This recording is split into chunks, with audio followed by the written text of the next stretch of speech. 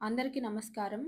ఢిల్లీలో red fort దగ్గర పేలుడు సంఘటనపై దర్యాప్తులో కొన్ని ఆశ్చర్యకరమైన నిజాలు బయటపడ్డాయి. తాజా ఎన్ఐఏ ప్రోబ్ ప్రకారం అసలు టార్గెట్ ఢిల్లీ కాదు, అయోధ్య రామ్ మందిరం అలాగే కాశీ విశ్వనాథ మందిరం. డాక్టర్ ఉమర్ కీలక నిందితుడు. అతని మొబైల్ ఫోను, ఈమెయిల్ రికార్డ్స్‌లో అయోధ్య, కాశీ లొకేషన్ మ్యాపులు కూడా ఉన్నాయని దర్యాప్తు అధికారులు సమాచారం ఉన్నట్టుగా తెలుస్తోంది. దర్యాప్తు సంస్థల ప్రకారం ఆ పేలుడు ఒక ప్రమాదవశాత్తు జరిగిన పేలుడు మాత్రమే. అసలు లక్ష్యం మాత్రం మరింత పెద్దగా ఉందట. ఫరీదాబాద్ టెర్రర్ మాడ్యూల్ బయటపడడంతో ఆ గ్రూప్‌కు చెందిన తీవ్రవాదులు భయపడి అనుకోకుండా పేలుడు జరిగిందని అధికారుల సమాచారం. అసలు లక్ష్యాలు ఏంటంటే అయోధ్య శ్రీరామ మందిరం, కాశీ విశ్వనాథ ఆలయం, ఇంకా ఢిల్లీలోని కీలక కేంద్రాలు.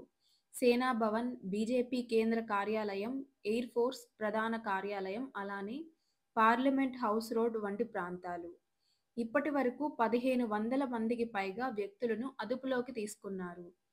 ఈ ఘటనలో నిందితుడిగా ఉన్న బాంబు తయారీ డాక్టర్ ఉమర్ వద్ద పూర్తి స్థాయి పేలుడు పదార్థాలు లేకపోవడం వల్లే పేలుడు ముందుగానే జరిగిందని అధికారులు చెబుతున్నారు. అదేవిధంగా దర్యాప్తులో బయటపడ్డ చాట్స్‌లో పేలుడు ఘటనను దావత్, అలాగే పేలుడు పదార్థాలను బిర్యానీ అనే కోడ్ పదాలతో పిలిచినట్టు తెలుస్తోంది. ఈ కేసుని పూర్తి స్థాయిలో విచారించేందుకు ఎన్ఐఏ ప్రత్యేక బృందాన్ని ఏర్పాటు చేసింది.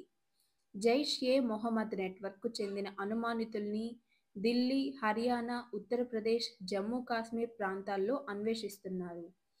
ఈ ఇంటెన్సివ్ ఆపరేషన్‌లో భాగంగా దాదాపు 3000 కిలోల పేలుడు పదార్థాలు, డెటోనేటర్లు, ఆయుధాలు స్వాధీనం చేసి ఇటీవల కాలంలోనే భారతదేశంలో పెద్దగా జరిపిన టెర్రర్ బ్లాస్టుల్లో ఇదొకటిగా నిలిచింది.